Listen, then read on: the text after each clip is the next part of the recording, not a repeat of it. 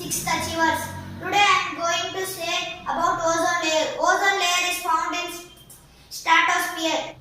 The ozone layer stops the UV rays and helps us to live. It also helps us and animals and every living thing around us. Now the ozone layer is becoming weak.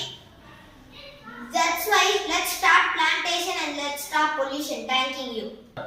Ozone ను O3 అని కూడా అంటారు. Ozone ఇది ఒక layer గా atmosphere లో stratosphere లో ఉంటుంది. ఓజోన్ భూమి పైన అన్ని జీవులను రక్షిస్తుంది. ఓజోన్ లేకపోతే భూమి పైన జీవులు జీవించలేరు.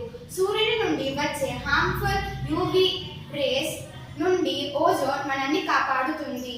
1980లో ఓజోన్ లేయర్ మందం తగ్గిపోతుందని సైంటిస్టులు గుర్తించారు. మన ఇళ్లలో వాడే స్ప్రేలు, రెఫ్రిజిరేటర్, ఏసీస్ లో సిఎఫ్సి వాడుతారు. ఇది చాలా ప్రమాదం అని గుర్తించారు. కెనడా మీటింగ్ లో ఏమనుకున్నారంటే ఓజోన్ లేయర్ కాపాడుకోవడం కోసం మనం చెట్లను ఎక్కువగా ప్లాంట్ చేయాలి మరియు పొల్యూషన్ ని తగ్గించాలని అనుకున్నారు.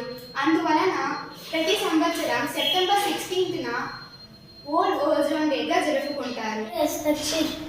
5వ క్లాస్ ఐక్యూ అకాడమీ చదువుతున్నాను. ఈరోజు నేను ఓజోన్ లేయర్ గురించి చెప్తాను. ఓజోన్ లేయర్ ని O3 అని కూడా అంటారు.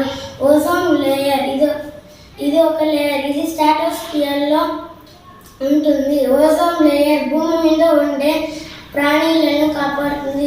1980లో ఓజోన్ లేయర్ దెబ్బతింటుందని సైంటిస్టులు విచారించారు.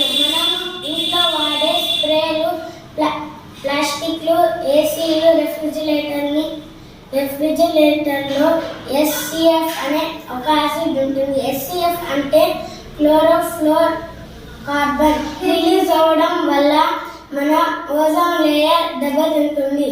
ఓజోన్ లేయర్ ని కాపాడుకోవాలి అంటే